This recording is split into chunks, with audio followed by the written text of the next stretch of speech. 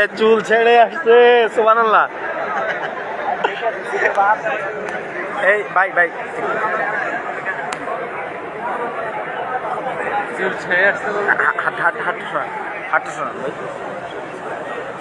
এটা video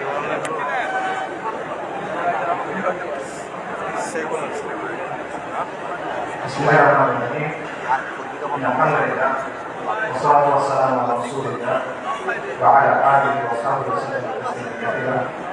Amma ba'd. Rabbi shrah li sadri wa yassir li amri wahlul 'uqdatam min lisani yafqahu qawli. Wa qala subhanahu wa ta'ala, a'udzu billahi minasy syaithanir rajim.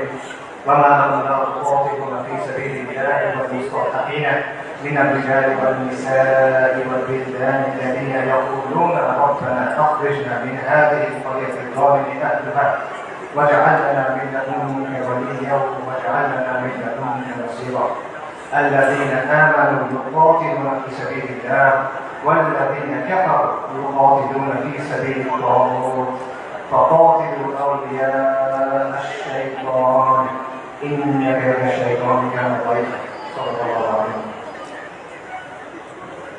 আমিরুল মুমিনিন সাইয়েদনা ওমর ইবনে খাত্তাব রাদিয়াল্লাহু আনহু আজমাইনের খিলাফতের সময়কার কথা। পারস্যের বিখ্যাত সেনাপতি গভর্নর হুরমুজান মুসলিমদের হাতে বন্দী। তাকে ওমর ইবনে খাত্তাবের সামনে আনা হলো। ওমর রাদিয়াল্লাহু তখন ব্যস্ত, বিভিন্ন জায়গায় তিনি মুসলিম সেনাবাহিনীকে পাঠাচ্ছেন। তিনি হুরমুজানকে প্রশ্ন করলেন যে আমরা মুশরিকদের ভূমিতে অভিযান পাঠাচ্ছি, এ ব্যাপারে তোমার কি মতামত? জবে হুরমুজান বলল, এই ভূমি এবং এই ভূমিগুলার অধিবাসীদের অবস্থা হলো একটা পাখির মতো। পাখির দুইটা ডানা, দুইটা পা, একটা মাথা। একটা ডানা ভেঙে ফেলবেন, আরেকটা ডানা থাকবে। দুটা ডানা ভেঙে ফেলবেন, পায়ের উপর ভর দিয়ে থাকবে। কিন্তু যদি মাথা কেটে ফেলেন তাহলে কোনো কিছু কোনো কাজে আসবে না। মুসলিমদের শত্রুদের অবস্থা হলো, একটা ডানা হলো রোমের কাইসার, রোমের সম্রাট, আরেকটা ডানা হলো পারস্য। দুইটা পা আর মাথা হলো খসরু। আপনি যদি খসরুকে আক্রমণ করেন, এই পাখি শেষ হয়ে যাবে। আপনি মুসলিমদের বলেন খসরুকে আক্রমণ করতে। ওমর রাদিয়াল্লাহু আনহু এই পরামর্শ গ্রহণ করলেন এবং ইতিহাস সাক্ষী যে এই স্ট্র্যাটেজি সফল হয়। ওমর ইবনে খাত্তাব রাদিয়াল্লাহু আনহু আজমাইনের খিলাফতের সময় অর্ধেক পৃথিবীর উপর ইসলামী শাসন কায়েম হয়। যে কোনো লড়াইয়ে, যে কোনো রাজনৈতিক প্রকল্পে, যে কোনো রাজনীতির প্রক্রিয়ায় সঠিক পলিসি থাকা, সঠিক স্ট্র্যাটেজি থাকা এবং শত্রুকে সঠিকভাবে চিহ্নিত করা অত্যন্ত গুরুত্বপূর্ণ। এটা ছাড়া কখনো কেউ সফল হতে পারবে না। এবং এই জিনিসটা করতে হবে বাস্তবতার নিরিখে, শরিয়ার আলোকে এবং নিজের সামর্থ্য অনুসারে। এটা জজবা দিয়ে করলে হবে না, এটা আবেগ দিয়ে করলে হবে না, এটা উইশফুল থিঙ্কিং দিয়ে করলে হবে না, অথবা হিকমার নামে সুবিধাবাদের মাধ্যমে করলে হবে না। আমি মনে করি আজকে যে বিষয়টা নিয়ে আলোচনা, আল-কুদসের মুক্তি কোন পথে, সেই আলোচনার ক্ষেত্রে এই বিষয়টা মাথায় রাখা অত্যন্ত গুরুত্বপূর্ণ। এবং আল-কুদসের মুক্তি কোন পথে, এই আলোচনাটা জরুরি। কারণ ননসেন্স ফর অল আমাদের সামনে এটা স্পষ্ট হওয়া জরুরি যে আল-কুদস কিভাবে মুক্ত হবে। গত 409 দিন ধরে গাজায় আমাদের মুসলিম ভাই বোনদের হত্যা করা হচ্ছে, তাদের উপর হত্যাযজ্ঞ চলতেছে, তাদের উপর ধ্বংসযজ্ঞ চলতেছে। শিশুদের হত্যা করা হচ্ছে, নারীদের হত্যা করা হচ্ছে, বৃদ্ধদের হত্যা করা হচ্ছে, পুরুষদের হত্যা করা হচ্ছে। তারা মারা যাচ্ছে বুলেটের আঘাতে, বোমার আঘাতে, ধ্বংসস্তূপের নিচে চাপা পড়ে, শ্বাসরুদ্ধ হয়ে, জ্যান্ত আগুনে পড়ে, চিকিৎসার অভাবে, ওষুধের অভাবে, অনাহার, না খেতে পেয়ে। বাসা বাড়ি থেকে শুরু করে হসপিটাল, ইউনিভার্সিটি, রিফিউজি ক্যাম্প, কোনো কিছু বাকি নেই। ইহুদিরা সব জায়গায় হামলা করতেছে। আমেরিকার পৃথিবীর top medical journal the Lancet সেটা বলছে যে গাজায় প্রায় 2 লক্ষ মানুষ মারা গেছে, কিন্তু এই সংখ্যাটা নিশ্চিত করা যাচ্ছে না, কারণ লাশগুলো ধ্বংসস্তূপের নিচে চাপা পড়ে আছে। এবং এটা পুরো পৃথিবীর কাছে স্পষ্ট যে ইহুদিরা এখানে একটা গণহত্যা চালাচ্ছে, এথনিক ক্লেন্সিং করতেছে, জাতিগত নিধন এবং জেনোসাইড চালাচ্ছে। তারা খোদ ICJ, international court of justice, তারা বলছে গাজায় যেটা হচ্ছে এটা গণহত্যা হিসেবে কোয়ালিফাই করতে পারে। এন্ড ইয়েট কেউ কিছু করে না। এটা সবার চোখের সামনে হচ্ছে। এটা কোনো পাথরের নিচে হচ্ছে না, কোনো গর্তের ভিতরে হচ্ছে না, কোনো অন্ধকার মোড়ায় হচ্ছে না। এটাকে বলা হচ্ছে the world's most terrible genocide. এটা লাইভ স্ট্রিমিং হচ্ছে, আপনি চোখের সামনে দেখতেছেন কি হচ্ছে, আপনি লাইভ আপডেট পাচ্ছেন, বাট কেউ কিছু করে নাই। আন্তর্জাতিক আইন, মানবাধিকার, আন্তর্জাতিক সম্প্রদায়, জাতিসংঘ কেউ কিছু করে নাই, তারা একটা নিষ্ক্রিয় দর্শক। আর পশ্চিমা বিশ্ব, আমেরিকা, ইউরোপ, তারা সক্রিয়ভাবে এই গণহত্যায় মদত দিচ্ছে। তারা ইসরায়েলকে অস্ত্র দিচ্ছে, তারা ইসরায়েলকে ফিনান্সিয়ালি হেল্প করতেছে, এবং তারা ইসরায়েলকে কূটনৈতিকভাবে হেল্প করতেছে। আর মুসলিম বিশ্বের রাষ্ট্র মুসলিম বিশ্বের শাসকদের কি অবস্থা? তাদের অবস্থা হলো তারা একদিকে কিছু বিবৃতি দিচ্ছে, আর পেছনে তলে তলে তারা ইসরায়েলের সাথে নর্মালাইজেশন করতেছে। এটা হলো বাস্তবতা। এবং এই সব কিছু পরে যে কথা, সেটা হলো মসজিদ আল আকসা আজকে ইসরায়েলের দখলে। এটা হলো বাস্তবতা। কালকে যদি ইসরায়েল মসজিদ আল আকসা ধ্বংস করে দেয়, কালকে যদি তারা ওখানে থার্ড টেম্পল বানানো শুরু করে, তাদের তৃতীয় মন্দির বানানো শুরু করে, কে কি করবে বলেন? যাদের কথা এখন বললাম, এটা কে কি করবে? কেউ কিছু করবে না। এটা বাস্তবতা। তারা এর চেয়ে খারাপ আক্রমণ পরিস্থিতি হতে পারে। কাজে এই অবস্থায় এই প্রশ্নের উত্তরটা আমাদের কাছে স্পষ্ট হওয়া দরকার যে আল-কুদসের মুক্তি কোন পথে। এবং এই প্রশ্নের উত্তর কঠিন না, এই প্রশ্নের প্রশ্নও সহজ, প্রশ্নের উত্তরও সহজ। আল্লাহ আযজা ওয়া জাল্লা কোরআনে এই প্রশ্নের উত্তর দিয়ে দিয়েছেন। আমাদের ইতিহাসে এই প্রশ্নের উত্তর স্পষ্ট, এবং এই সময়ে, এই যুগেও, সাম্প্রতিক সময়েও এই প্রশ্নের উত্তর অনেকে আমাদের কাছে স্পষ্ট করে দিয়েছেন। কিন্তু স্পষ্ট উত্তর, সহজ উত্তর আমরা সহজে মানতে পারি না। উত্তর অনেক সহজ, উত্তরটা নেওয়া কঠিন। এই জন্য এই প্রশ্নের উত্তরটা স্পষ্ট করা দরকার। আমি আসলে এই জন্য আজকে আসছি। আমার এখানে আসার কথা ছিল না, ডিফারেন্ট প্ল্যান্স, এই সেমিনারটা আমার অ্যাটেন্ড করার কথা ছিল না। যে কয়টা কারণে অ্যাটেন্ড করা, তার অন্যতম বা প্রধান কারণ হলো যে আমার কাছে মনে হচ্ছে আমি অনেক জায়গায় গেছি, অনেক কথা বলতে, বাট এই কথাগুলো বলা হয় না, এবং এই কথাগুলো বলা প্রয়োজন।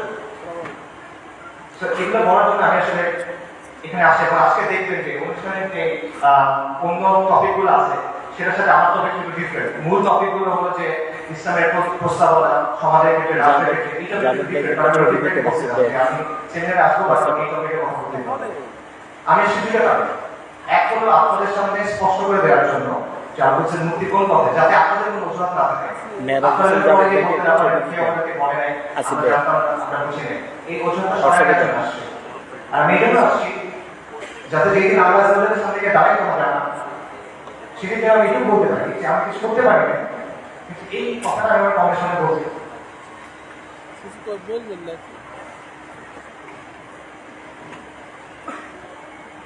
আল-কুদসের মুক্তি কোন পথে, এই আলোচনাটা ঢুকার আগে কয়েকটা বিষয় একটু ক্লিয়ার করা দরকার।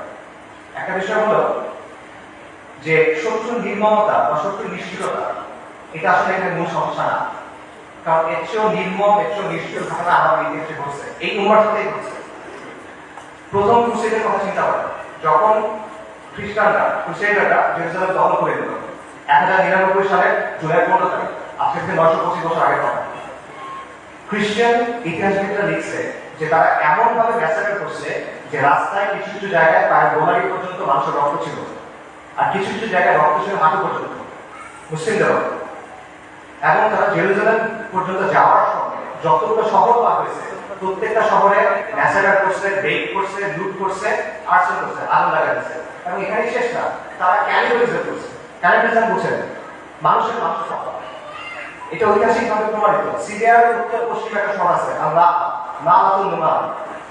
এই শহরে 1098 সালে খ্রিস্টান হিস্টোরিয়ানদের লেখার মধ্যে আছে যে তারা মুসলিমদের লাশ সিদ্ধ করে খাইছে, বড়দের লাশ, প্রাপ্তবয়স্কদের লাশ এবং শিশুদের লাশ স্পিড রোস্ট করছে। স্পিড রোস্ট মানে হচ্ছে একটা বড় লোহার শিক থাকে, সেই শিকের মধ্যে একটা জন্তুকে একর করা হয়, মনে করেন একটা কবুতর বা একটা মুরগি, তারপরে আগুনের উপর ঝুলানো হয় শিকটা, তারপরে ঘুরানো হয়, তখন আগুনটা ঝলকায়, মাংসটা রান্না হয়। আপনারা অনেক সময় দেখবেন গ্রিল চিকেন রান্না করে, এইভাবে মুসলিমদের শিশুদের রান্না করে খাইছে। আমি বাংলায় বলতেছিলাম, ক্যানিবালিজম ক্রুসেডার্স একাডেমিক পেপার আছে, খুঁজে দেখেন, সেখানে প্রাইমারি সোর্স আছে, 12টা খ্রিস্টান সোর্স থেকে প্রমাণিত। এই ঘটনা আমাদের সাথে ঘটছে। তাতারদের কথা চিন্তা করেন, বলা হয় যে মোগলরা যখন বাগদাদ আক্রমণ করছিল 40 দিন পর্যন্ত মুসলিমদের হত্যা করছে। 10 বার যে পানি লাল আর কালো হয়ে গেছে, লাল হলো মুসলিমদের রক্তে, কালো হলো সবকিছু পুড়াই গেছে, ছাই দিয়ে নদী পানিতে বিশ্বে পানি কালো হয়ে গেছে। নবী সাল্লাল্লাহু আলাইহি ওয়াসাল্লামের সময়ের কথা চিন্তা করেন, খাবাবুল আরব রাদিয়াল্লাহু আনহু, তিনি রাসূলুল্লাহ সাল্লাল্লাহু আলাইহি ওয়াসাল্লামের সাথে কথা বলতেছেন। রাসূলুল্লাহ বলতেছে যে তোমাদের আগে এমন উম্মত ছিল যাদের হাড় থেকে মাংস লোহার চিহ্ন দিয়ে আলাদা করা হয়েছে। তাদের মাথা থেকে দ্বিখণ্ডিত করা হয়েছে এবং সাহাবীদের উপর অনেক অত্যাচার নির্যাতন হয়েছে, এটা আমরা জানি। কাজে অত্যাচার নির্যাতন এটা একটা মূল ইস্যুটা না। আমার কথা ভুল বুঝবেন, আমি বলতেছি না যে আমাদের বাচ্চারা ভাই বোনরা তারা যে কুরবানি করতেছে, যে কষ্ট করতেছে, আমরা ডাউন প্লে করতেছি না। I am saying this just to put this things into perspective. মানে বিষয়টা বোঝা যে এইটা আগে ঘটেনি এমন না, এরকম ঘটনা আগে ঘটছে। সমস্যা এখানে না, সমস্যা অন্য জায়গায়। সমস্যাটা হলো যে ক্রুসেডারদের সময় যখন আগ্রাসন হয়েছে, তাতারদের সময় যখন আগ্রাসন হয়েছে, তখন মুসলিমরা ক্রুসেডারদের সামরিক শক্তিকে সন্দেহ করত। তারা তাতারদের যে হিংস্রতা এটা নিয়ে কনসার্ন ছিল, কিন্তু ওদের যে ফ্যাসিনেশন ছিল না, তাদের যে মুগ্ধতা ছিল না। আপনি তাদের লেখা যদি পড়ে দেখেন, দেখবেন যে ক্রুসেডের সময় যেসব মুসলিম হিস্টোরিয়ানরা লিখছেন, তারা ক্রুসেডারদের নিয়ে মজা করতেছে যে তাদের কাজকর্ম এমন কেন, তাদের বিশ্বাস এমন কেন, তাদের কালচার এমন কেন। তাতারদের সময় একটা বিখ্যাত ঘটনা আছে, অনেক আলেমদের আলোচনা শুনবেন, যে হুলাকু খানের মেয়ে, বলা হয় হুলাকু খানের মেয়ে, তাতারদের নেতার মেয়ে বাগদাদ শহরে বের হয়েছে। সে একজন আলেমকে দেখছে, তাকে গিয়ে প্রশ্ন করতেছে, এই তোমাদের কোরআনে না লেখা আছে আল্লাহ তোমাদের বিজয়ী করবে, আল্লাহ তোমাদের কর্তৃত্ব দিবে, তোমরা সম্মানিত হবা, আর এটা তোমার তো ভুল, কারণ আমরা তোমাদের উপরে কর্তৃত্ব করতেছি, তোমরা আমাদের অধীনস্থ। তখন সে আগে বলছেন যে রাখাল যখন ভেড়া নিয়ে যায় তখন সাথে কিছু কুকুর নিয়ে যায়, গার্ড ডগস। কেন নেয়? কারণ ভেড়া যখন পাল থেকে বের হয়ে যায় তখন কুকুর ছেড়ে দিতে হয়, কুকুরের ধাওয়াকে ভেড়া করে আমরা পালে থেকে আসে। তোমরা তাতাররা হলে কুকুর, আল্লাহ তোমাদেরকে পাঠাইছেন কারণ আমরা দিন থেকে সরে গেছি, তোমাদের ধাওয়াকে আমরা দিনের দিকে সব ফিরবো, তখন যিনি তোমাদের শাসেন তিনি তোমাদের আবার দেখতে থাকবেন। Understanding clear. তাদের কিন্তু অনুশোচনা ছিল, দুঃখ ছিল, কিন্তু কোনো কনফিউশন ছিল না, শত্রুকে নিয়ে মুগ্ধতা ছিল না। তার একটা ক্লিয়ার ছিল যে আমরা দিন থেকে সরছি, এই জন্য আজকে আমাদের এই অবস্থা, আমরা দিনে ফেরত আসতে হবে। কিন্তু আমাদের আজকে কি অবস্থা? আমাদের অবস্থাটা কমপ্লিটলি ডিফারেন্ট। যারা আমাদেরকে হত্যা করতেছে, যারা আমাদের উপর আগ্রাসন চালাচ্ছে, তাদের নিয়ে আমাদের মধ্যে মুক্ততা কাজ করে, তাদের নিয়ে আমাদের মধ্যে ফ্যাসিনেশন কাজ করে। এবং আমরা মনে করি যে আমরা আরো বেশি করে কুফারের মতো হতে হবে, আমাদের কুফারের অনুকরণ করতে হবে, তাহলে মনে হয় আমরা দেখতে পারবো, তাহলে মনে হয় আমাদের দুরবস্থা যাবে। এবং আমরা মনে করি যে কুফারের যে তন্ত্রমন্ত্র আছে, কুফারের যে বাদ মতবাদ আছে, এগুলোর মাধ্যমে মনে হয় ধীরে ধীরে কথা হবে। আমরা এটা চিন্তা করছি। এটা কেন হচ্ছে? কারণ শত্রুর দিন নিয়ে আমাদের মধ্যে মুক্ততা আছে, আর আমাদের দিন নিয়ে আমাদের মধ্যে আছে হীনমন্যতা। কিন্তু খবর একটা কথা বলছেন যে the vanquished always imitates the victor. যারা পরাজিত জাতি তারা সবসময় বিজয়ী জাতির অনুকরণ করে। এক্স্যাক্টলি সেই জিনিসটা এখানে হচ্ছে। ক্রুসেডের সময়, মঙ্গলদের আগ্রাসনের সময় আমরা সামরিক এবং রাজনৈতিকভাবে পরাজিত ছিলাম, কিন্তু আদর্শিকভাবে পরাজিত ছিলাম না। এখন আমরা সামরিক রাজনৈতিকভাবে পরাজিত, আমরা আদর্শিকভাবে পরাজিত, আমরা মনস্তাত্ত্বিকভাবে পরাজিত। এই কারণে সহজ যে উত্তর, সহজ যে সমাধান এটা আমরা গ্রহণ করতে পারি না। আল-কুদসের মুক্তি কোন পথে হবে? আল-কুদসের মুক্তি হলো জিহাদের মাধ্যমে, কিতাবের মাধ্যমে, তরবারি ধারালো অগ্রভাগ দিয়ে আল-কুদস মুক্ত হবে। আর কোন বিষয়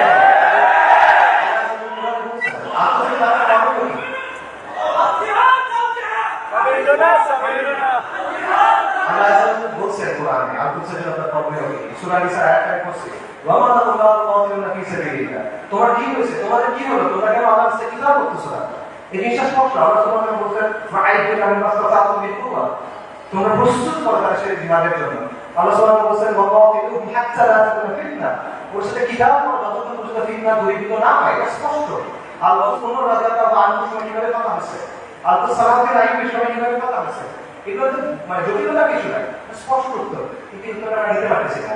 এবং আমাদের মধ্যে কনফিডেন্স আছে, ঠিক আছে জিহাদ হবে, সেটা কিভাবে হবে? আপনি ফিলিস্তিনে গিয়ে জিহাদ শুরু করবেন নাকি? ওমর রাদিয়াল্লাহু আনহুর সময় কি ফিলিস্তিনে জিহাদ শুরু হয়েছিল নাকি ফিলিস্তিনে গিয়ে জিহাদ শেষ হয়েছিল?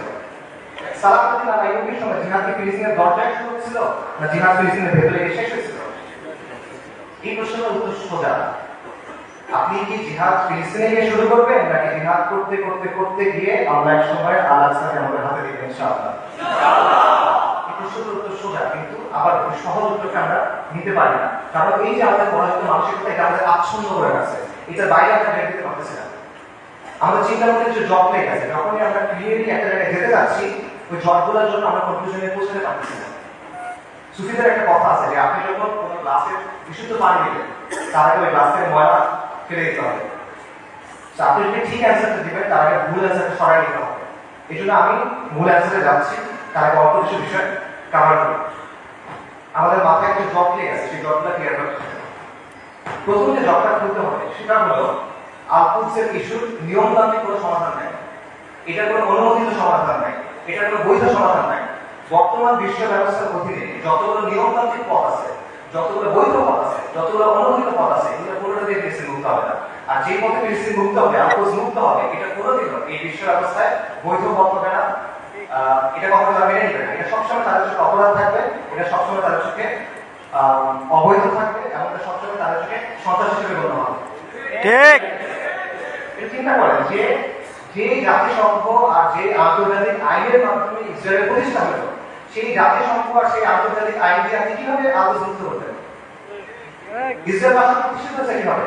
জায়নিস্ট আন্দোলনের মাধ্যমে, ব্রিটিশদের সাহায্যে, আমেরিকার সাহায্যে, আন্তর্জাতিক আইন আর জাতিসংঘের ফ্রেমওয়ার্কের মধ্যে এই বিশ্ব ব্যবস্থা এটা ইসরায়েলের জন্ম দিয়েছে, এবং এই বিশ্ব ব্যবস্থা ইসরায়েলকে টিকায় রাখবে।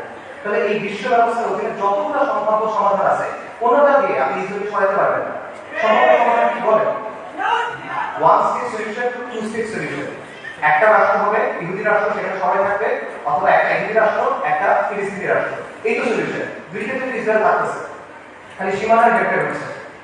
তাহলে এইভাবে আপনি যদি পুরো আল-কুদসকে মুক্ত করতে চান, আপনি বিশ্ব ব্যবস্থার অধীনে নিয়মতান্ত্রিক কোনো বৈধ পথ নাই, স্পষ্টভাবে বুঝতে হবে। তথাকথিত আন্তর্জাতিক আইন, মানবাধিকার এসব নিয়ে আপনি আল-কুদসকে মুক্ত করতে পারবেন না। এগুলো হলো আপনার জন্য বাধ্যতামূলক, ওদের জন্য অপশনাল। ইসরায়েল কতটা মানবাধিকার ভঙ্গ করছে, ইসরায়েল কতটা আন্তর্জাতিক আইন ভঙ্গ করছে, আমেরিকা ইরাক সিরিয়াতে কি করছে, ফ্রান্স এবং আফ্রিকাতে কি করতেছে, ইরাক জাতিসংঘের যে শান্তিরক্ষা বাহিনী ইরাকের সুদান, হাইতি, লাইবেরিয়া, কঙ্গো এসব জায়গায় সাধারণ মানুষের রেপ করতেছে, এগুলো মানবাধিকার লঙ্ঘন না? আন্তর্জাতিক আইনের ভঙ্গ হয় না এখানে? কার কি দিচ্ছে? কিছু হয় না। এটা ওরা বানাবে, আপনি মানবেন, এটা ওরা মানার জন্য না। আপনি এটা বিশ্বাস করে বসে আছেন, লাভ নাই। এগুলো হলো, এগুলো দিয়ে ওরা আপনার হাত পেছনে রেখে রাখবে, তারপর ইসরায়েলের সাথে জড়াই করবে।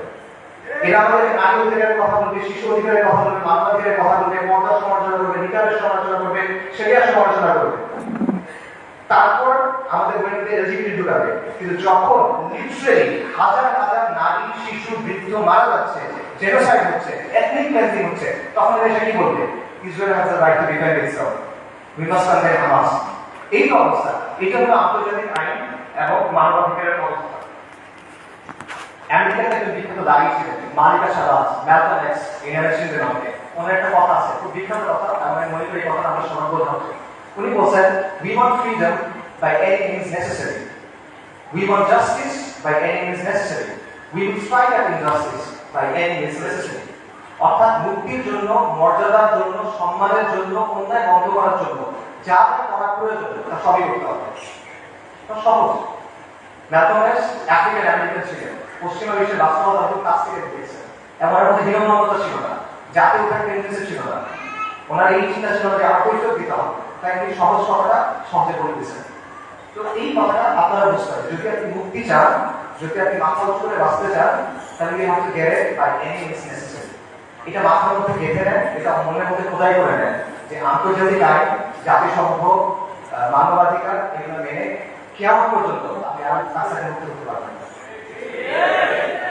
এটা অনেকে বুঝবে, ঠিক আছে, জাতিসংঘ দিয়ে আলোচনা করতে হবে। তাহলে মুক্ত হবে কিভাবে? অনেকগুলো মুসলিম দেশ আছে, এই মুসলিম দেশগুলোকে আমাদের সামাজিক, অর্থনৈতিকভাবে শক্তিশালী করতে হবে, সামাজিকভাবে শক্তিশালী করতে হবে, তাহলে অনেক অনেক সময় আলোচ মুক্ত হয়ে যাবে। একভাবে হবে না। এরকম রাষ্ট্র যেগুলো আছে, গত 1 বছর তারা কি করছে বলো? এরকম যে রাষ্ট্রের নাম বলে, ইউএই, কাতার, সৌদি আরবিয়া, তুরস্ক, এর এই রাষ্ট্রটি আছে। আচ্ছা, তারা কি করছে বলো? সর্বপ্রথম যে রাষ্ট্র ইসরায়েলের সাথে নর্মালাইজেশন করছে, প্রথম যে রাষ্ট্রটা করছে তার মধ্যে একটা ইউএই। ইসরায়েলকে সবচেয়ে বেশি অস্ত্র সাপ্লাই দেয় আমেরিকা। সেই অস্ত্র ইসরায়েলে পৌঁছায় কিভাবে? যে রুটগুলো ব্যবহার করে পৌঁছায় তা এখন কাতার। গাজায় যে অস্ত্র দিয়ে আপনার ভাই বোনকে হত্যা করা হচ্ছে, সেই অস্ত্র এসে প্রথমে পৌঁছেছে কাতার। সৌদি আরব কি করতেছে?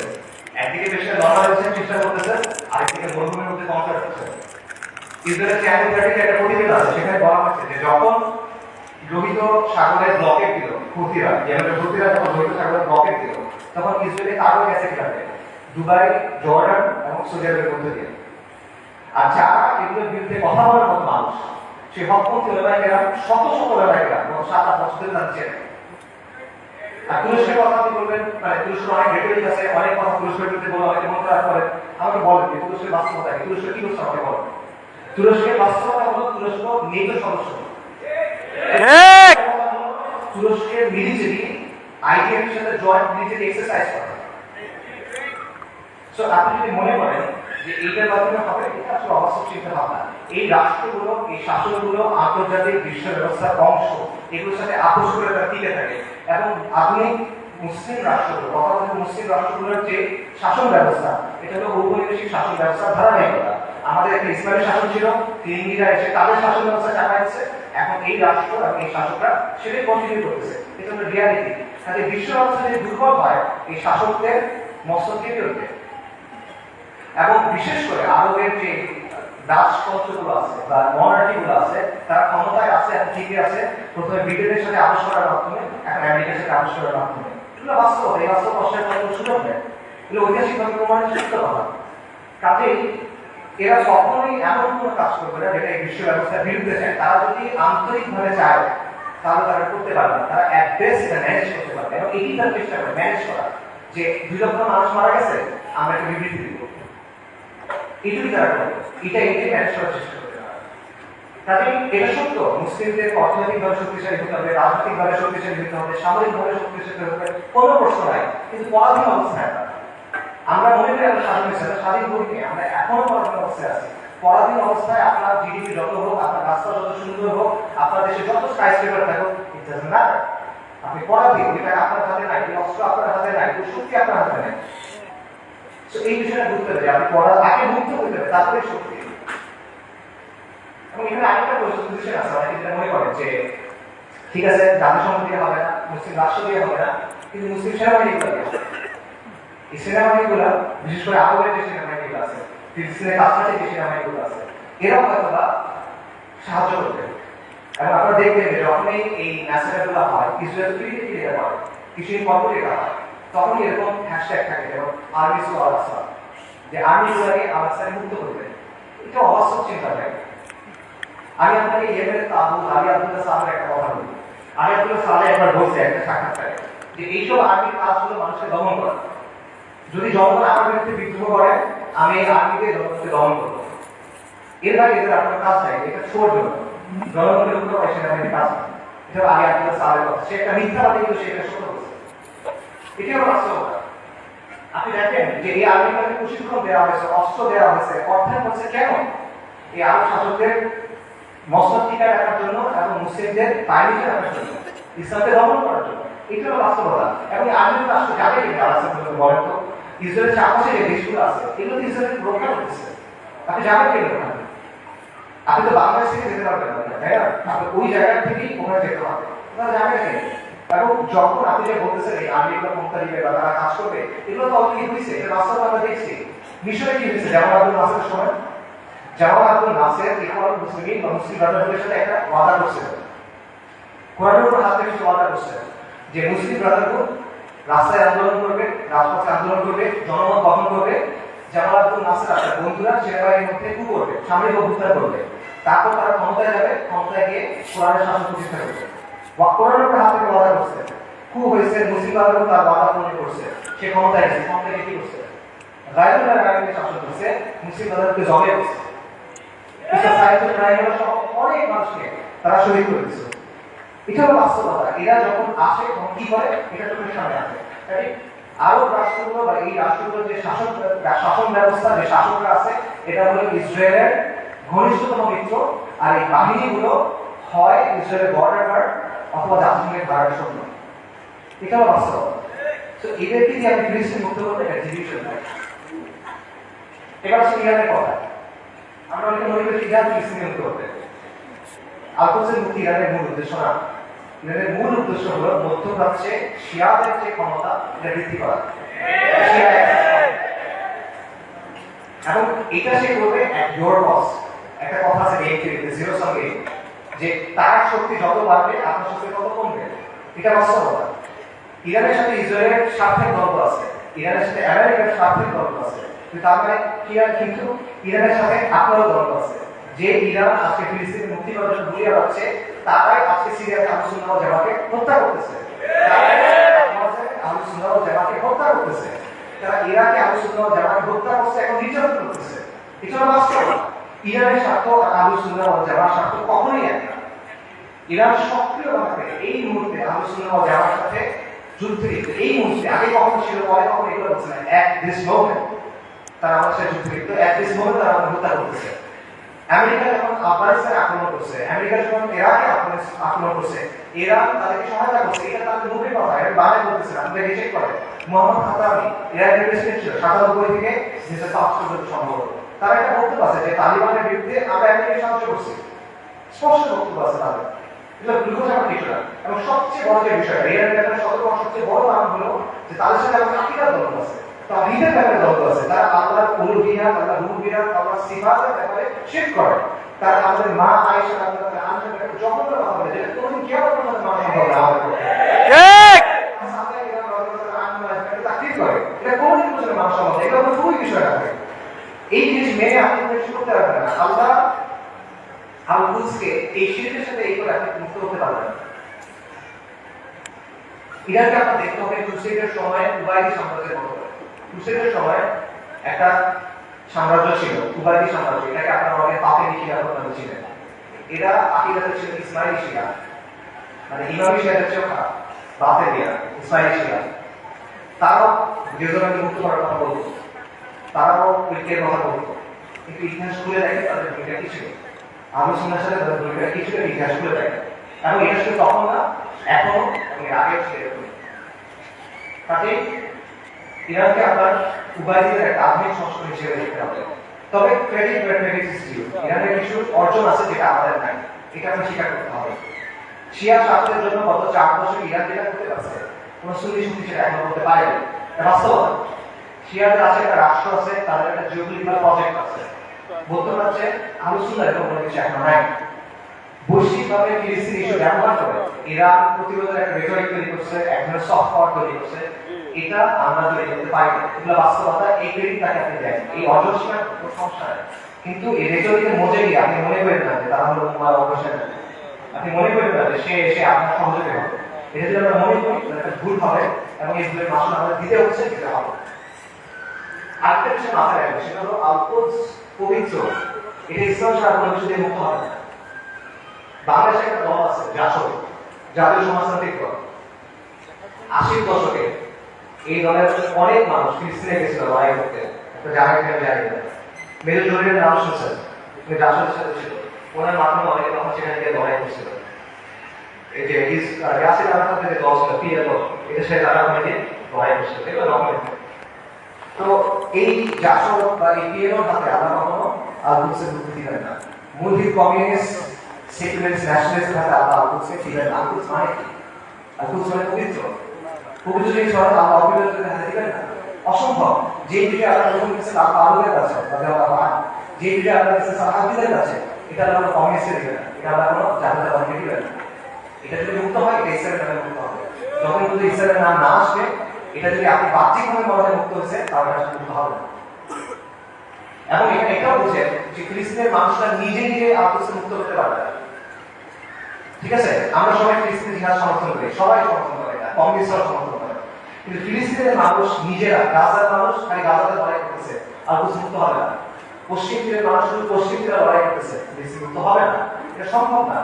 ওমর রাদিয়াল্লাহু আনহু শুনে আবার চিন্তা করেন, ইতিহাসের কথা চিন্তা করেন। ফিলিস্তিন কি ভেতর থেকে মুক্ত ছিল না বাইরে থেকে মুক্ত করা হয়েছিল? সালাউদ্দিন আলাইহির সময় চিন্তা করেন, ফিলিস্তিন ভেতর থেকে মুক্ত ছিল না বাইরে থেকে মুক্ত করা হয়েছিল? বাইরে থেকে মুক্ত করতে হবে। এক্স্যাক্টলি এখন ট্রাই করতে হবে। বাইরে থেকে যোদ্ধা বাইরে গিয়ে ফিলিস্তিনকে মুক্ত করে আনতে হবে। কিন্তু এখানে সমস্যাটা হলো যে বাইরে থেকে যারা যাবে তারা যাবে কিভাবে? ইসরায়েল একটা 4-5 লেয়ারের সিকিউরিটি কমপ্লেক্সের ভেতরে বসে আছে। সহজ করে বলি, ইসরায়েল যেতে হলে আপনার 4টা বা 5টা পাহাড় করে বের হবে। এভাবে চিন্তা করেন, মনে করেন আফ্রিকার কোনো অঞ্চলে আপনি টাইম মেশিনে করে সালাউদ্দিন আলাইয়ুবি এবং নুরুদ্দিন জিন্দি রাহিমাহুল্লাহ তাদেরকে নিয়ে আসলেন, তাদের বাহিনী নিয়ে আসলেন, তাদেরকে অত্যাধুনিক কষ্ট দিলেন, তারা একটা বিষয় দিলেন, তোমাদের কাজ হলো আবার যেসব আগের বার করছিল আবার করো। তারা যদি এই কাজটা করতে চায়, তাদেরকে কে বাধা দিতে চিন্তা করে? প্রথমে ওইটা তথাকথিত মুসলিম শাসক বাধা দেবে, তাদের বাহিনী বাধা দেবে।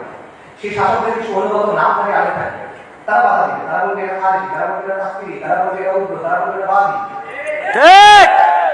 এগুলো অনেক মাইন্ড করে, এগুলো বাস্তবতা। আপনার ভিডিও দেখেন, মিশরের এক বিখ্যাত মুফতি, নাম বলে সবাই চেনে, বিখ্যাত মুফতি বলছে যে অক্টোবর 7 তারিখ যে আক্রমণ করা হয়েছে এটা খালিদের মতো আক্রমণ হয়েছে, এবং এটা যাদের সাথে বলছে সেই তরুণরা তাকে ভয়ঙ্কর অ্যাগ্রেসিভ একটা স্লোগান দিচ্ছে, তখন গালি দিচ্ছে বেসিক্যালি। আমি বলতে চাচ্ছি না, আপনাকে এই বিষয়ে বুঝে দেয় এগুলো বাস্তবতা। প্রথমে ওই শাসকরা এবং তার বাহিনীরা তাদেরকে বাধা দেবে, তারপর তাদের অনুগত নামধারী আলেমরা, সক্ষম ছাড়া অবশ্যই না, নামধারী আলেমরা বাধা দেবে, তারপর কি হবে? তারপর আন্তর্জাতিক বিশ্ব আসবে, এসে স্যাংশন দেওয়ার চেষ্টা করবে, নিন্দা প্রস্তাব জানাবে। তারপর যদি কোনোভাবে তারা আগাইতে পারে, তাদেরকে মোকাবেলা করতে হবে তাদের সাথে, ইসরায়েলকে ঘিরে রাখা আরব দেশগুলো এবং সেগুলোর শাসক এবং সেগুলো সেনাবাহিনীর সাথে। এগুলো যদি আপনি ক্রস করেন, তখন আমরা লড়াই করতে আমেরিকার সাথে, তারপর আপনি ইসরায়েলের সাথে ফাইট করতে পারবেন, তার আগে না। এটা হলো বাস্তবতা। আজকে যদি কোনো সুন্নি রাজনৈতিক শক্তি তৈরি হয়, মনে করেন উত্তর পূর্ব আফ্রিকাতে কোনো সুন্নি দল ইসলামী ইমারত কায়েম করবে, তারা এখন আন্তর্জাতিক যাইতে চায়, তাদেরকে এই 4-5টা পাহাড় টপকায় উঠে যেতে হবে। কাজে আল-কুদসের মুক্তির যে ইস্যু, এটা কোনো নির্দিষ্ট অঞ্চলের ইস্যু না, এটা কোনো লোকাল ইস্যু না, এটা একটা গ্লোবাল ইস্যু। এটা সম্পর্ক পুরো বিশ্ব ব্যবস্থার সাথে। এবং আপনি চিন্তা করে দেখেন যে ইসরায়েল রাষ্ট্র অস্তিত্ব আসলে কিভাবে 1947 সালে যখন দ্বিতীয় বিশ্বযুদ্ধ শেষ হলো, যখন মিত্রবাহিনী যুদ্ধে জিতল, যখন আমেরিকার নেতৃত্বে নতুন বিশ্ব ব্যবস্থা তৈরি হলো, তখন ইসরায়েল রাষ্ট্রের জন্ম হয়েছে। কাজেই যেই আল-কুদস দখল হওয়ার সাথে ইসরায়েল রাষ্ট্র প্রতিষ্ঠিত হওয়ার সাথে সম্পর্কে বিশ্ব ব্যবস্থা। কাজে আপনি যদি আল-কুদসকে মুক্ত করতে চান, আপনি যদি ইসরায়েল মোকাবেলা করতে চান, এই বিশ্ব ব্যবস্থাকে আপনার পরাজিত করতে হবে। এটা সহজ কোনো উপায় নেই। আর যখন আপনি বিশ্ব ব্যবস্থাকে চেঞ্জ করতে যাবেন, ওটা কিরকম হবে? এটা একটা নিজের কিন্তু প্রক্রিয়া হবে, সহজ প্রক্রিয়া হবে না, একটা রক্তাক্ত প্রক্রিয়া হবে, দ্রুত প্রক্রিয়া হবে। পরিবর্তন যত বেশি হয়, সেটা তত বেশি প্রক্রিয়াটা পদ্ধতিটা তত বেশি রুক্ষ হয়, তত বেশি কঠিন হয়। এটা হলো বাস্তবতা। পৃথিবীর ইতিহাসে কোনো পলিটিক্যাল সিস্টেমের পরিবর্তন শান্তিপূর্ণভাবে হয়। পলিটিক্যাল সিস্টেম, আপনি একটা ওয়ার্ল্ড সিস্টেমের কথা বলতেছেন, ওয়ার্ল্ড গভর্নমেন্টের কথা বলতেছেন, শান্তিপূর্ণভাবে হবে না। কিন্তু আমরা এভাবেই চিন্তা করি, আমি চিন্তা করি আমার চাকরি ঠিক থাকবে, আমার ক্যারিয়ার ঠিক থাকবে, আমার স্ট্যান্ডার্ড অফ লিভিং ঠিক থাকবে, সবকিছু ঠিক থাকবে, জিডিপি ঠিক থাকবে, আমার দেশের ইনকাম বা ক্যাপিটাল ঠিক থাকবে, বাসা দিয়ে আলোচ মুক্ত হয়ে যাবে। এভাবে হবে না। আপনার সবাইকে কুরবানি করতে হবে, এটা সস্তা কিছু হবে। এটা আপনি সেকুলার ইতিহাস দেখেন, ওয়াহির আলোকে দেখেন, আপনার দিক দিয়ে দেখেন, বাস্তবতার আলোকে দেখেন, আপনি এভাবে মুক্ত করতে পারবেন না। এইগুলো বিশ্ব ব্যবস্থা পরিবর্তনের সাথে জড়িত। আমি সামাই করি, আমি অনেকগুলো না বললাম, সেই না বলে সামাই করি। বর্তমান বিশ্ব ব্যবস্থার অনুমোদিত কোনো পথে আলোচ মুক্ত হবে না। জাতিসংঘ, আন্তর্জাতিক আইন, মানবাধিকার, এগুলো দিয়ে আলোচ মুক্ত হবে না। মুসলিম বিশ্বের শাসক এবং তাদের অধীনস্থ সেনাবাহিনী, এদেরকে দিয়ে আলোচ মুক্ত হবে না। ইরানের যে অর্থ, এটার মাধ্যমে আলোচ মুক্ত হবে না। আল-কুদসের অধিবাসীরা একা নিজেরা চেষ্টা করে ভেতর থেকে আল-কুদসকে মুক্ত করতে পারবে না, তাকে অবশ্যই বাইরে থেকে হেল্প করতে হবে। কিন্তু বাইরে থেকে যদি হেল্প করতে যায়, তারা 4 থেকে 5টা পাহাড় দিনে দেওয়া হবে। কাজে ফিলিস্তিনের মুক্তির বিষয়টা এই বিশ্ব ব্যবস্থা পরিবর্তন করা বা বিশ্ব ব্যবস্থাকে দুর্বল করার সাথে সম্পর্কিত। আল-কুদসকে মুক্ত করতে হলে অবশ্যই এই বিশ্ব ব্যবস্থাকে দুর্বল হতে হবে, এটা সম্ভব না। এবং অবধারিতভাবে এক্ষেত্রে আপনার অরাজকতা, অস্থিতিশীলতা এবং রক্তক্ষয়ী একটা প্রক্রিয়া নির্দেশ দেওয়া হবে। এটা হলো বাস্তবতা। তাহলে আল-কুদসের মুক্তি কি হবে? সমাধান কি হবে? বলছি আল-কুদসের মুক্তি ইসরায়েলের মাধ্যমে, জিহাদের মাধ্যমে। এটা আপনারাও জানতে হবে। আজকে এখানে আসার আগে আপনারা অনেকেই মনে করবেন হ্যাঁ, জিহাদের মাধ্যমে আল-কুদস মুক্ত হবে। শুধু আপনারা, যে ছেলেটা মদ খায়, যে মেয়েটা বয়ফ্রেন্ড নিয়ে ঘুরে, সেও তাকে মনে করে যে আল-কুদস যুদ্ধের মাধ্যমে মুক্তি হবে। আমেরিকার যে কমিউনিস্টরা আছে, যে এলজিবিটি অ্যাক্টিভিস্টরা আছে, এদের মধ্যে অনেকে মনে করে আল-কুদস যুদ্ধ ছাড়া মুক্ত হবে না। আপনারা দেখবেন কেউ অনেক স্লোগান দেয়, from the university Palestine free, তারা এটা বলে। তারা মনে করে 7 অক্টোবরের অ্যাটাককে তারা প্রশংসা করে, তারা মনে করে এটা ডিকলারাইজেশন হচ্ছে, ডিকলারাইজেশন সবচেয়ে ভালো রূপ এটা। তো তার বুঝেন আপনার বুঝেন তফাৎ কি? তফাৎটা হলো যে আপনি মনে করছেন যুদ্ধ দিয়ে মুক্ত হবে, আপনার কাছে উত্তরটা আছে, আপনার কাছে গন্তব্যটা আছে, কিন্তু গন্তব্যটা কিভাবে যাবে এটা জানেন না। আপনি একটা অঙ্কের উত্তরটা আপনি মুখস্থ জানেন, আমি আপনাকে বলে দিচ্ছি, আপনি এটা লিখছেন, কিন্তু আপনি ওখানে মিলে আনতে পারতেছেন না, এগুলো সমস্যা। এই কথাগুলো এতক্ষণ আমি যেটা বললাম যে আমি বললাম এইভাবে হবে না, এইভাবে হবে না, এইভাবে হবে, এটা বলার কারণটা হলো ওই চিন্তা জটগুলো খুলে দেওয়া, যাতে করে আপনার চিন্তাটা স্পষ্ট হয়। আল-কুদসকে মুক্ত করতে হলে অবশ্যই জিহাদ করতে হবে, এবং একটা উম্মাহ কেন্দ্রিক প্রচেষ্টা করতে হবে। এর কোনো নির্দিষ্ট এক জায়গায় করে আপনি করতে পারবেন না। জিহাদটা শুরু ফিলিস্তিনে হবে, এটা শেষটা ফিলিস্তিনে গিয়ে হবে। ইতিহাসে এভাবেই বারবার হয়েছে। ওমর ইবনে খাত্তাবের সময় কিন্তু চিন্তা করেন, সালাউদ্দিন আইয়ুবের সময় কিন্তু চিন্তা করেন, শুরুটা কখনো ফিলিস্তিনে হয়, শেষটা ফিলিস্তিনে গিয়ে হয়েছে। এবং এই জন্য প্রথমে মুসলিম মেজরিটি দেশগুলো আছে সেগুলোকে একটা স্বাধীন করতে হবে। সেকুলার সিস্টেম থেকে বের হয়ে সেখানে ইসলামের শরিয়া আনতে হবে। We must replace these tyrannical puppets with level God. মুত্তাকিদের দিয়ে ওই জায়গায় ইসলামের শরিয়া আনতে হবে, তা না হলে আপনি মুক্ত করতে পারবেন না। এটা হলো বাস্তবতা। এবং এই পরিবর্তনটা এটা একটা বৈপ্লবিক পরিবর্তন। এটা ব্যালট বক্স দিয়ে আসবে না, এটা কোনোদিনও ব্যালট বক্স দিয়ে আসবে না। অনেক চেষ্টা করেছে আসবে না। সেটা আফগানিস্তানে যেভাবে আসবে সব জায়গায় এভাবে আসবে এটা জরুরি না। স্থান বা পাত্র প্রেক্ষাপট ভেঙে ভেবে পরিবর্তন আসতে পারে, কিন্তু পরিবর্তনটা বৈপ্লবিক হতে হবে। এটা আকর্ষণ কোনো পরিবর্তন হলে হবে না। এবং মূল বিষয়টা ছিল কিছু ভূখণ্ডের উপর আহলে সুন্নাহ ওয়াল জামাত তামকিন রাখবে, শাসন কর্তৃত্ব রাখবে। তারপর সেই ভূখণ্ডগুলোকে ঘাঁটি হিসেবে ব্যবহার করে আপনাকে সামরিক শক্তি তৈরি করতে হবে, তারপর ধাপে ধাপে জিহাদের মাধ্যমে মুক্ত করতে পারবে। কিন্তু এবং এই তামকিন অর্জনের কাজটা সব মুসলিম ভূখণ্ডে একসাথে করতে পারবে না, কারণ সব মুসলিম ভূখণ্ডের অবস্থা এক না। তাহলে চিন্তা করেন, বাংলাদেশে ইসলামী ইমারত হওয়া আর সিরিয়াতে ইসলামী ইমারত হওয়া কখনো একরকম না। বাংলাদেশ আর ইসরায়েলের মধ্যে, আল-কুদসের মধ্যে 6টা দেশ আছে: জর্ডান, ইরান, আফগানিস্তান, পাকিস্তান এবং মধ্যে ভারত। আনগেলিস আমরা এখানে যেতে পারি না, কিন্তু সিরিয়ার সাথে ধীরে বর্ডার আছে। কাজে এই বাস্তবতা বুঝতে হবে যে কোন জায়গায় প্রতিষ্ঠা করতে হবে, কোন জায়গায় কাজ করতে হবে। তবে মূল সমাধান যেটা আমি আবার বলতেছি, আল-কুদসের নিকটবর্তী মুসলিম ভূখণ্ডে তামকিন অর্জন করতে হবে, শাসন কর্তৃত্ব অর্জন করতে হবে। তারপর সেগুলোকে কেন্দ্র হিসেবে ব্যবহার করে সামরিক শক্তি বৃদ্ধি করতে হবে। তারপর ধাপে ধাপে জিহাদের মাধ্যমে আল-আকসার দরজায় পৌঁছাতে হবে। এটা আপনাদের অনেক কাছে মনে হতে পারে ফ্যান্টাসি, আপনাদের অনেক কাছে মনে হতে পারে যে অনেক কঠিন একটা সলিউশন, কিন্তু এটাই সবচেয়ে প্র্যাকটিক্যাল সলিউশন। এবং এটার উদাহরণ ইতিহাস থেকে আছে। আমি আবার বলছি, উমর রাদিয়াল্লাহু আনহু সময় চিন্তা করে কিভাবে মুসলিমরা আল-আকসা মুক্ত করছিল। প্রথমে মদিনার উপরে শাসন করছিল তামকিন, তারপর জাজিরাতুল আরবের উপরে, তারপর সিরিয়ার কিছু অঞ্চলে, তারপর আল-আকসা। সালাউদ্দিন আইয়ুবীর সময় কিভাবে হয়েছে? সিরিয়ার কিছু অঞ্চলে, তারপর মিশরে, তারপর আল-আকসা। এভাবেই হয়েছে। এবং আপনি যদি বলেন এটা তো ঠিক আছে অনেক আগে হয়েছে, বর্তমান সময়ে এভাবে অনেক না। বর্তমান সময় ভালো, আপনার সামনে উদাহরণ আছে। ইরানের কথা চিন্তা করেন, ইরানের ব্যাপারে আমরা বলছি যে ইরানের মাধ্যমে এটা মুক্তি হবে না, ইরানের সাথে আমাদের সাথে একটা ইত্যাদি। বাকি গত 1 বছরে কেউ যদি ইসরায়েলের সাথে কিছু লড়াই করে থাকে, 2-1টা গুলিও করে দেয়, এটা কে করছে? ইরানই তো করছে। এই যে প্রতিরোধ করার সামর্থ্য, এটা সেটা অর্জন করে দেওয়া হবে। তার 3টা বা 4টা জায়গাকে ব্যবহার করে এটা করছে। একটা হলো তেহরান মানে ইরান, একটা হলো লেবানন হিজবুল্লাহ বা হিজবুল শাহ, একটা হলো ইয়েমেনের হুথিরা, আর একটা হলো ইরাকে তাদের যে মিলিশিয়াগুলো আছে বদর থেকে। এর মাধ্যমে তারা এটা করছে। তো এই শক্তিটা তারা তৈরি করছে কিভাবে? নিয়মতান্ত্রিক ভাবে করছে। আমাদের অনেক ভাই একই সাথে নিয়মতান্ত্রিক পদ্ধতির ফ্যান, আবার তারা ইরানের ফ্যান। এই জিনিসটা সায়েন্সরা এখন বুঝতে পারে না। ইরানের এই ক্ষমতা থেকে বুঝতে কিভাবে? 79-এ একটা বিপ্লবের মাধ্যমে খোমেনি ক্ষমতায় আসে। তারপর 80-র দশকে তারা লেবাননে গিয়ে IRGC যেটা ইসলামিক রেভলিউশনারি গার্ড কর্পস, ঠিক আছে, ইরানের যেটা, তারা গিয়ে লেবাননের যে শিয়া অ্যাকশনগুলো আছে সেগুলোকে একত্রিত করছে, তাদের প্রশিক্ষণ দিচ্ছে, তাদের ট্রেনিং দিচ্ছে। এইটা পরবর্তী থেকে হিজবুল্লাহে পরিণত হয়েছে। এবং হিজবুল্লাহ কিন্তু নিয়মতান্ত্রিক দল, এটাকে ডেজিগনেটেড টেররিস্ট অর্গানাইজেশন খুঁজে দেয়। ইয়েমেনের হুথিরা কিভাবে তৈরি হয়েছে? হুথিদের থেকে অর্থ দিচ্ছে, প্রশিক্ষণ দিচ্ছে, অস্ত্র দিচ্ছে কারা? ইরান। হুথিরা কি ডেজিগনেটেড টেররিস্ট দল। সো এই বাস্তবতা চোখের সামনে আছে। এবং এটা করে কিন্তু নিয়মতান্ত্রিক মাধ্যমে হয় না। এরা শক্তির মাধ্যমে ক্ষমতায় আসছে, শক্তির মাধ্যমে জায়গা করে দিচ্ছে এবং নিজেদের পলিটিক্যাল এজেন্ডা দিয়ে তারা করছে। আমি বলতেছি না রাফিদারের মাধ্যমে ফিলিস্তিন মুক্ত হবে, আমি আবার আমি আপনাদের এক্সাম্পল দিচ্ছি কিভাবে বর্তমান সময়ে এই প্রসেস কাজ করে, কিভাবে তামকিন অর্জনের পরে ধাপে ধাপে একটা শক্তি অর্জন করতে পারবেন এবং প্রতিরোধ করার ক্যাপাসিটি অর্জন করতে পারবেন। এবং এটা আরো অনেক উদাহরণ আছে। বিশ্বব্যাপী ব্যবসায় চ্যালেঞ্জ করে কিংবাটিকে নেয়, বিশ্ব ব্যবসায় চ্যালেঞ্জ করে নর্থ কোরিয়াটিকে নেয়, ল্যাটিন আমেরিকার বিভিন্ন রেজিম বিভিন্ন সব ঠিক আছে না। উদাহরণ শিয়াদের কাছে নেওয়া দরকার নেই। আপনি 500 বিজেতা বলে তাদের কাছে উদাহরণ নেন। আপনি আহলে সুন্নাহ ওয়াল জামাত গর্ব নুরুদ্দিন সিদ্দিকী সালাউদ্দিন আইয়ুবীর কাছে উদাহরণ নেন, সমস্যা নেই। তারা সবাই কি করছে দেখেন, যে কথা আমি বলছি তারা সবাই এটাই করছে। তারা প্রথমে একটা জায়গায় তামকিন অর্জন করছেন, শাসন কর্তৃত্ব অর্জন করছেন, তারপর সামরিক শক্তি বৃদ্ধি করছেন, তারপর ধাপে ধাপে আল-কুদস পর্যন্ত গেছেন জিহাদ করতে করতে। এটার বাইরে আর কোনো প্র্যাগম্যাটিক সলিউশন নাই। এটাই সবচেয়ে বাস্তবসম্মত পদ্ধতি, এটাই সবচেয়ে টাইম টেস্টেড পদ্ধতি, এটা শরিয়া সম্মত পদ্ধতি, এটা আকল সম্মত পদ্ধতি,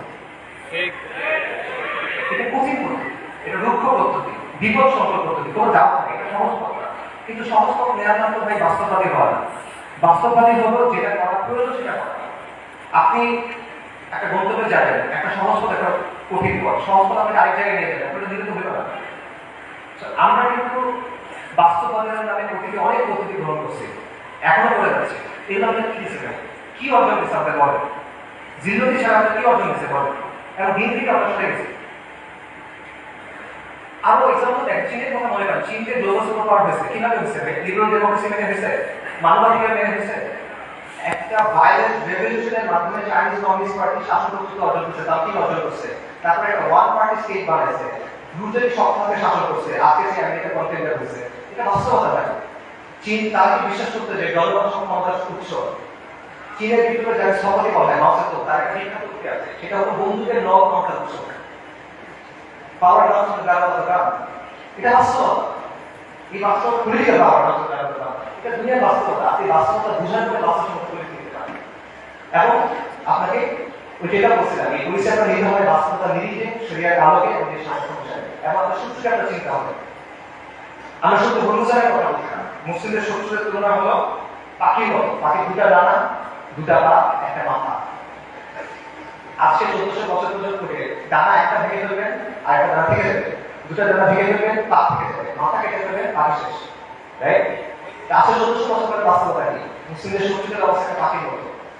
এক ডানা নেটো, এক ডানা ইসরায়েল, দুই পা হলো এই আরব বিশ্বের শাসকরা। মাথাকে ইসরায়েলের সবচেয়ে বেশি সামরিক সমর্থন কে দেয়? ইসরায়েলের সবচেয়ে বেশি অর্থনৈতিক সমর্থন কে দেয়? ইসরায়েলের সবচেয়ে বেশি রাজনৈতিক সমর্থন কে দেয়? বারবার ইউনাইটেড জাতিসংঘের সিকিউরিটি কাউন্সিলে ভেটো কে দেয়?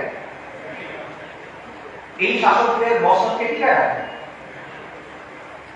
কাজে আমেরিকাকে রাজি খুশি রেখে, আমেরিকার মনের মতো করে, আমেরিকার বাংলার সঙ্গে তাদের ঠিক করার নিয়ম মেনে কোনোদিন করে আউটপুট মুক্ত হবে না। এটা পসিবল না। আপনার আমেরিকার হেজেমনিক কন্ট্রোলের বাইরে গিয়ে রাজনৈতিক শক্তি তৈরি করতে হবে। যে কথা আমি বারবার বলছি, প্রথমে ডাউনকিং, তারপর কনসলিডেশন, তারপর জিহাদের মাধ্যমে ভালো থেকে আলাদা দিকে যাওয়া, এটা কোনো বিকল্প নেই। কঠিন মনে হয়েছে, অনেক কষ্ট করে। দুবাই আমাদের ফিলিস্তিনের ভাই বোনের কথা চিন্তা করেন, তাদের কষ্টের কথা চিন্তা করেন, তাদের কুরবানির কথা চিন্তা করেন। গত 8 দশক ধরে তারা অপমানিত, তারা লাঞ্ছিত। তাদের কষ্টের কথা চিন্তা করেন। গত 1 বছর ধরে তাদের সাথে যে ঘটনাগুলো ঘটতেছে সেগুলোর কথা চিন্তা করেন। আপনি ওই ছেলেটার কথা চিন্তা করেন, হাফেজ, আপনারা ভিডিও দেখছেন, রিফিউজি ক্যাম্পের ভিতরে আগুনে করে মারা গেছে। সেটার নাম ছিল সাবান, কোরআনের হাফেজ, সফটওয়্যার ইঞ্জিনিয়ারিং করতেছে। আপনারা রিমের কথা চিন্তা করেন, ওই যে ছোট মেয়েটা বিল্ডিং ধসে গেছে, মারা গেছে, তার দাদা তার ডেড বডি বুকে নিয়ে বসছে, তার কথা চিন্তা করেন, তাদের কষ্টের কথা চিন্তা করেন। আপনি ওই বাবার কথা চিন্তা করেন যে সে বিস্কিট কিনতে গেছিল বাচ্চার জন্য, ফিরে এসে দেখে তার স্ত্রী সন্তান মারা গেছে। সে কান্না করতেছে আর বিস্কিটটা বাচ্চার হাতে দিয়ে বলছে, বাবা তুমি নিয়ে যাও। আপনি মার কথা চিন্তা করেন যে বাচ্চার জন্য আটা আনতে গেছে, কারণ বাচ্চা ক্ষুধায় কাটতেছে, বুঝে না তো, আটা আনতে গেছে, এসে দেখে সবাই মারা গেছে। আপনি হিন্দ রাজারের কথা চিন্তা করেন, 6 বছর বয়সী মেয়ে, ওরা গাজা থেকে পায়ে যাওয়ার চেষ্টা করতেছিল, 7 জন পুরো ফ্যামিলিতে। ইসরায়েলি ট্যাঙ্ক ওদের ঘিরে ফেলছে, গুলি করছে, সবাই মারা গেছে, ও বেঁচে আছে। তখন রেড ক্রিসেন্টে ফোন করছে, অডিও কল তারা ইউটিউবে আছে, তারা শুনতে পারে। ও বলছে যে আমাকে তোমরা বাঁচাও, আমার খুব ভয় লাগতেছে। ও সব পাশের সবাই মারা গেছে, বাবা মার সঙ্গে মারা গেছে, 6 বছর বয়সী একটা মেয়ে।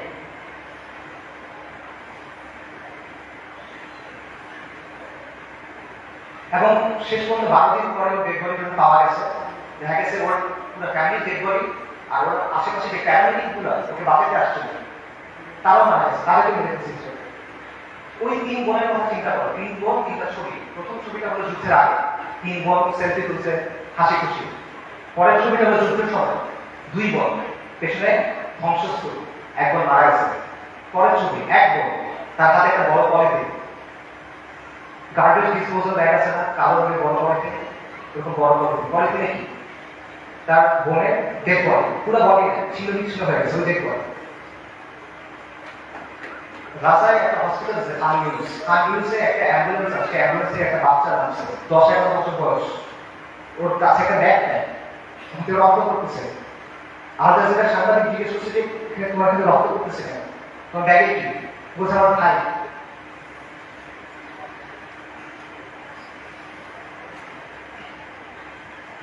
বাচ্চারা, ডাক্তাররা ব্যাগ খুলে দেখছে যে একটা 5 বছর বয়সী বাচ্চার ডেড বডি, পুরো বডি নাই, ছিল। আপনারা ওই মার কথা চিন্তা করেন যে গ্যাসে আপনারা ফ্যামিলি মারা গেছে, সে জিজ্ঞেস করছে আমাকে লাশগুলো দাও, আমি দাফন কি করবো? তাকে 3টে পলিথিন দিছে, কারণ বের করি নাই, ছিন্ন বিচ্ছিন্ন হয়ে গেছে সব, 3টে পলিথিন দিছে। আপনারা ওই বাচ্চাটার কথা চিন্তা করেন,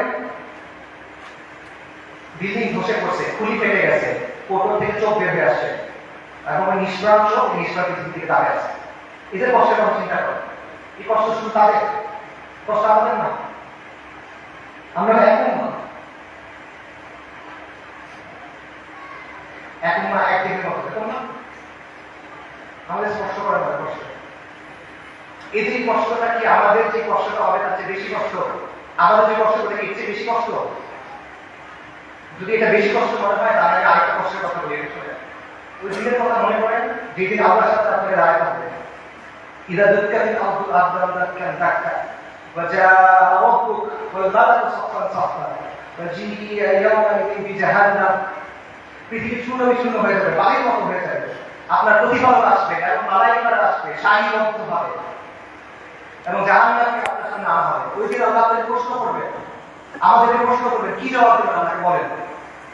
ফায়াউমাইযিন লা ইউআযযিবু আযাবাহু আহাদ ওয়া লা ইউযিকু ওয়াসাকাহু আহাদ। আল্লাহ ওই দিন যেভাবে আযাব দিবেন ওরা কেউ দেয় না, আল্লাহ ওই দিন যেভাবে বাঁধবেন ওরা কেউ বাঁধে না। কি বলবেন আল্লাহকে তখন? আল্লাহ আপনাকে জিজ্ঞেস করে তুমি কি করছিলে, আপনি কি জবাব দেবেন বলেন? এই কষ্ট বেশি না দুনিয়ার যারা যে কষ্ট সেটা বেশি।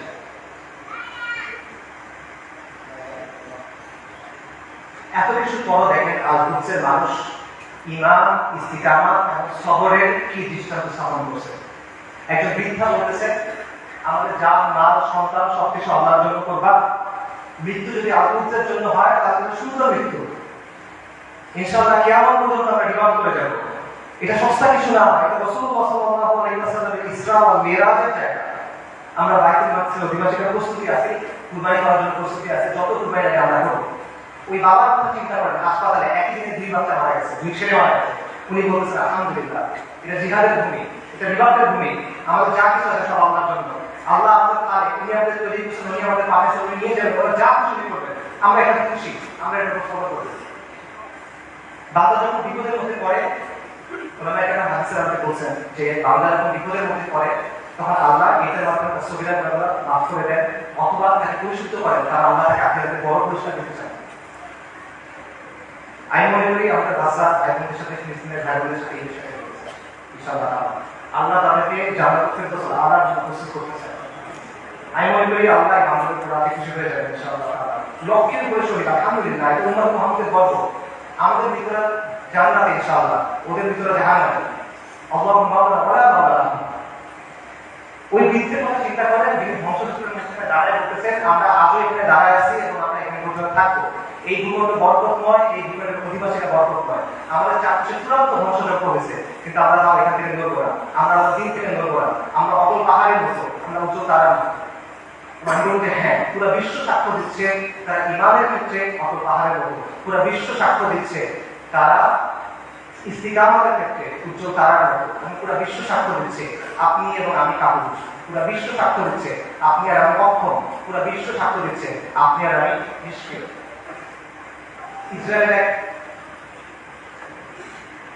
এক সোলজারের ভিডিও আছে, সে বলতেছে, ইংলিশে বলতেছে, আমেরিকান ভিডিও, সে বলতেছে আমরা গাজাকে পরিষ্কার করতেছি, আমরা গাজাকে প্রস্তুত করতেছি, কারণ আমাদের রাজা আসবে, আমাদের কাছেই আসবে, আমাদের ইনপুট করার জন্য প্রস্তুত হচ্ছি, আমরা তৃতীয় মন্দির বানানোর জন্য প্রস্তুত হচ্ছি।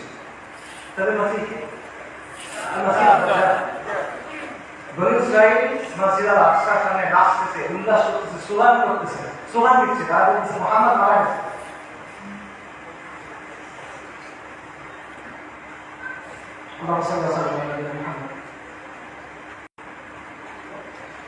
কি অবস্থা? এই জিনিসটা মানা সহজ, ফাইট করা সহজ। এই পথটা আমাদের কাছে অনেক বেশি কঠিন মনে হইতেছে। কোন পথটা আমাদের কাছে বেশি কঠিন মনে হয় এটা ঠিক করে দিবে যে আমাদের ইমান অবস্থা আসবে।